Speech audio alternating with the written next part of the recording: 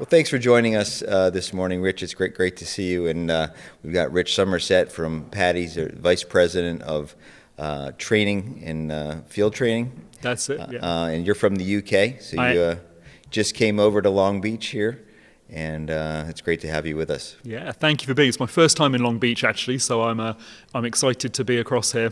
Got over here last night, and looking forward to seeing the show a little bit later on today as well. Yeah, we're glad to have you. It's great to be out here with our West Coast DAN members, and there's different pockets and demographics across the U.S. here, and a lot of cold water diving here on the West Coast, Catalina. So it's a different group of folks, but we like to make sure we're out in the field and saying hello to everybody. But wanted to chat with you a little bit this morning about some of the things that maybe you're doing at PADI and how you're integrating safety into your programs. We'll talk a little bit about diving, maybe how you got into diving. You are from the UK, and we just had a little story there. Maybe you could tell us how you kind of got involved with diving and with PADI. Yeah, so I started diving in the 90s. I was born in the UK originally, and always loved being by the seaside. So got into diving in like I say, in the kind of mid-90s. Became an instructor straight out of university, went off and travelled to find my fortune. I was very lucky to be part of the Our World Underwater Rolex Scholarship, as it was in those days as well. So that really got me going. I went all over the world. But eventually, after a few years of travelling, went full circle, came back to my place I was born to see my parents, wound up setting up a dive centre around the corner, which I ran for a few years until my kids were born. And then it turned out PADI was just around the corner from me. So I got a job as a training consultant back in kind of early 2000s, and I've been there ever since. My 20th anniversary later on this year, in fact. So it's been a ride. Been an interesting ride. So yes, you've been in the industry for a while, and you've kind of got the start at the grassroots level. Like, what's changed, you think, over that period of 20 years? Like, either in the store, the shops, safety wise. I think it's fascinating. And you're right. There's so many things which have changed. You could pick out a lot of different things. Just as we were talking then, I was remembering, like I say, late 90s, I was getting to technical diving, which was a really big deal in the UK at that point in time, and one of my mentors was a very well-known technical diver at the time. I think about the understanding and the progression which has happened in that field in those 20 years is extraordinary. Our understanding of decompression, our understanding of the way that our physiology works, the behaviours we need to have, and the kind of stepping back from the more kind of extreme end of things that were going on at that point in time, in a more controlled, thoughtful approach which we have now. Those early guys were pioneers doing incredible things, but our understanding now has shifted a lot as well. Much deeper. There's a lot of research and studies that have gone into various diving areas, and that at DAN, that's really what we do. We've got a group of researchers, and they're looking into the questions that help make diving safer. So it's really interesting, and we're a global organization. You're from the UK, and you're technically under the DAN Europe umbrella, but we've got offices all over the world, and we're here to help divers. So it's great to see that are you using some of the information that DAN is putting out in the community? Yeah, so organisationally, we work really closely with DAN. I've just actually come from a PADI member forum a moment ago where the presenters were quoting some of that DAN research, some of the examples in the scenarios that we were giving. In our member forums and our online webinars, we work really closely with the DAN team there on creating content as well. So it's a really powerful symbiosis we can have between the two organisations to deliver that safe diving message to diving professionals to make sure they're doing things as safely as possible. Absolutely, and that's we just launched a new course here in the U.S. It's kind of season 2 for us for our liability program. It's boat diving and how to make boat diving safer for all the professionals and the businesses out there. And there's lots of things that you really should be aware of, and we really just want to educate the professionals out there and really set best practices and really help reduce the incidents and accidents. So it's great to see that you guys are using that information. Yeah, absolutely. And that example, we were talking about that just the other day with the members as well, communicating the connection between that and the insurance program and how those two things tie up as well. Absolutely. And how that ties up to the wider diving community, the fact that even if somebody is now a certified PADI diver, there are still elements for them to learn and extra things they could be picking up through the kind of program you've described there. Yeah, really, the learning never stops. It's kind of That's the it. continuing education, and we do all kinds of things. Actually, some of our folks just got back from the CME, which we host every year. It's an annual event where we bring in doctors, medical professionals from all over the world, and they spend a week or two with the DAN medical teams, and they compare notes. They get really high levels of education in that area because the field is so specialized. It's really important to have those doctors really understand what's going on with the body in the event of a diving emergency or incident. So it's great to see. Absolutely. And I think there's some interesting tie-ups as well as we're talking about it. I spent a bit of time on the European side, as you say, with Dan Europe and the guys there with their diving supervisor program, which they're running through a university in Malta. And that has a lot of tie-up with the PADI courses. The guys travel through the PADI program alongside the training that they get from Dan to create people with a really deep understanding of how to supervise a dive center and the dive site itself. Sure. So it was a lot of fun to have a chance to present alongside some of the Dan presenters and sort of see their knowledge in action as we're delivering that information to that cohort as well. Yeah. Have you spent a lot of time in the U.S. or mostly over? Because what I was going to ask you, is there a significant difference how kind of the shops and how diving operates in the U.S. versus where you are in your market in Europe? It is interesting, yeah. I mean, so I've been very lucky. I've spent a lot of time working in a bunch of different markets. As I say, I started off in that European Middle East market. And even there, you've got a big difference between different stores around Europe, Middle East. I looked after Africa for a while, the Maldives. There's a lot of differences between the stores there and the way that they operate. And then I've been coming over here and now working with the Americas team, which is a real privilege. And it's been fascinating interacting with the stores here. You're right there. I think there are some differences. I think some of that is structural with the way the businesses are set up. So there's a different emphasis on equipment sales in some locations over travel. And the kind of the community that you're working with in each of those markets is different as well. Sure. So in the US, we've got a very tech-savvy community of divers, so you're communicating with them through social media and your websites and your booking platforms, whereas perhaps in other locations I've worked in, it's much more kind of hand and word of mouth and that kind of communication instead. So there's differences there. Sure. I think to your kind of safety side of things as well, when we think about that, critically, fundamentally, I mean, I think it's really important to say I don't think there is a different attitude towards safety. Every diver who comes through understands and recognises and respects the water and respects what we do, and therefore recognises that there are protocols and safety we need to do. So I don't think there is a safety difference, but to your previous point, the way that people can be educated and receive that information does vary.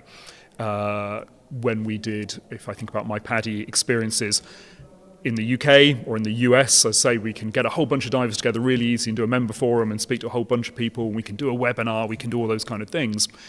When I worked with the Maldivians, as an example, this fabulous, incredible diving community you have there, but by definition, they're all on different atolls all over the place. It's much harder to get a bunch of people together. So you've got to think about communicating a message in a different way. So yeah, I think that's maybe the principle remains the same for everybody, that safety is so important, but the way that we organisationally can communicate with different communities will vary depending on their circumstances. So, Rich, are you guys working on any new safety-related programs that you're using Dan content to, help drive the message of safety, or? Yeah, absolutely. I mean, we always look to Dan for that kind of insight, the research and the work that Dan can provide. I've just come from a member forum a moment ago. We have a section of our member forums where we talk about risk management to our members who are listening, work through scenarios. The scenario we've just been talking about is one where we've drawn a bunch of information from Dan and highlight the fact that that's come from the Dan community and the research being done there. That was particularly to do with energy drinks and the potential risks associated with drinking energy drinks right before diving and so on. So that's really important for us. And when we do our wider webinars, and we try and do these very regularly, we call them Be a Better Pro webinars to our diving community. Again, we'll draw on Dan research and name check Dan. The guys often connect with the Dan training team, particularly on the Europe side, to talk about what we can put in content there. Nice. So it's a really nice way of, as I say, taking the great work that Dan is doing, making sure that the PADI membership, this huge body of instructors, can receive that and understand it, and then implement and consider that thinking in the work that they're doing as well. That's really the biggest thing, is the implementation, because that's where the rubber meets the road, and we can give you the information or provide that, but until it gets out to the divers in the industry, that's where it really makes the difference. So it's good to see that that's happening. So are you working on any new programs, Rich, at PADI that you'd like to share with the audience? Yeah, I mean, we've always got things going on. One of the big initiatives at the moment is PADI Club, which is a really exciting way of engaging the diving industry and new divers as they're coming into our sport, to keep them part of the industry and keep them connected with the underwater world. And actually, it's funny because that's obviously got some links into Dan going forward as well. It does. Yeah, we've been working closely with your folks here at HQ in the U.S., and we're putting a new level of PADI Club membership together, where someone could purchase a PADI Club membership and then get the Dan membership included in that. And it's really a nice way. It'll be a bundle. There'll be a little bit of savings involved, so it'll benefit the diver, and then it gives the diver the emergency medical transportation and evacuation. So there's a lot of good benefits built into Dan membership, and that's really just the beginning. They'll be able to go ahead and add insurance on afterwards, but right now it's just membership. So we're really excited to work with you guys, and it's something we've been working on for quite a while, and we're looking forward to getting that launched. Yeah, I love this because it's, we know that people learn to dive, they have this incredible experience, but it's so easy for them to get distracted by other things. So to find a way which they are engaged with the diving industry, connected with their stores, and connected with Dan and all the work that you guys are doing as well, it really is just a fantastic package for people coming into our sport. It's a great partnership, for sure.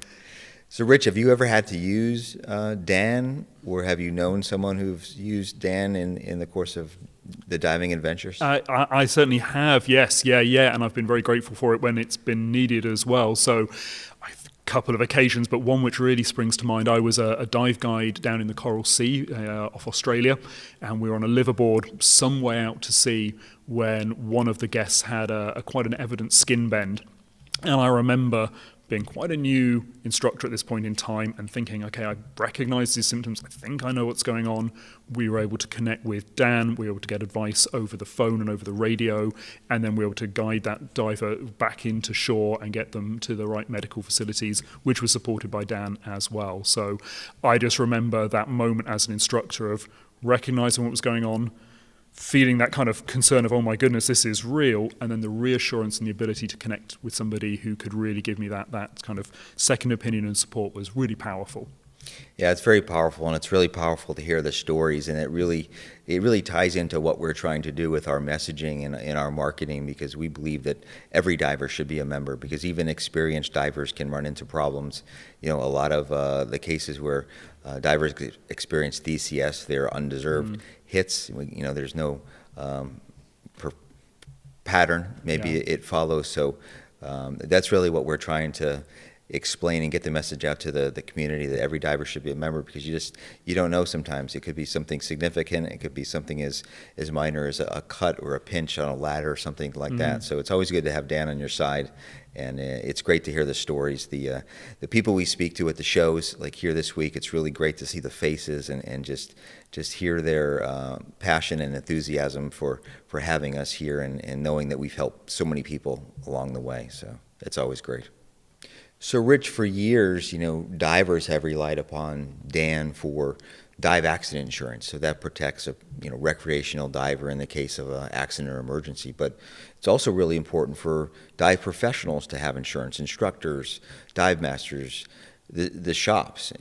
Could you give us a little insight into why that is important in your opinion? Yeah, absolutely. And you're absolutely right. Insurance is really important. Insurance it's one of those things, you take it and you hope you never need it. But if you do, you're really glad that you've got it. And I've worked in our quality management team, in our training team, in our risk management team over the years. And what we see is that you don't have to do anything wrong to need that insurance cover in certain circumstances. Things can happen, which mean you need to reach out and have that support and that protection when that comes along. So we, as an organization, we do require instructors in a number of areas to carry insurance. And it is really important that they've got the right cover and they can really take care of themselves properly. And that right cover needs to come from professionals and people. And this might be something you can actually speak to me about in terms of what that looks like for an organization in terms of the right kind of cover. Sure. We have a program that we put in place In about 2017, we launched for our professional liability program. We have professional liability insurance to cover the individual instructors. We have group professional liability, so a shop can put all their instructors under one policy. And we also have general liability insurance. We have several different products, and you're right. It's so important to have that in insurance in place, because you don't even have to make a mistake to have or be named in a lawsuit. We just launched our season 2, our boat diving course for dive professionals. That's part of our continuing education program. And Joe Poe, he's our chief legal counsel. He did an amazing segment in that online learning, the e-learning, and he talked about all the reasons and things happen out there. It's diving's a safe sport, but it's also a little bit unpredictable. So you do have to be prepared. You have to have that insurance. You could be named in a lawsuit even if you did nothing wrong.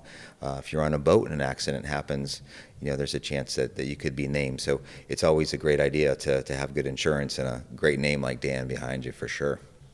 So Rich, at Dan, one of our core principles is that learning never stops. There's always more to know. And the more you know, we think that the ability to prevent and recognize accidents before they even happen increases. It makes divers safer. Can you tell me a little bit about maybe what's going on at PADI about continuing learning in some of your courses? Yeah, you're absolutely right, of course. There's so much to learn about in the diving industry. I don't think there's any way anyone will ever learn all of it, and I love the personally learning and educating myself.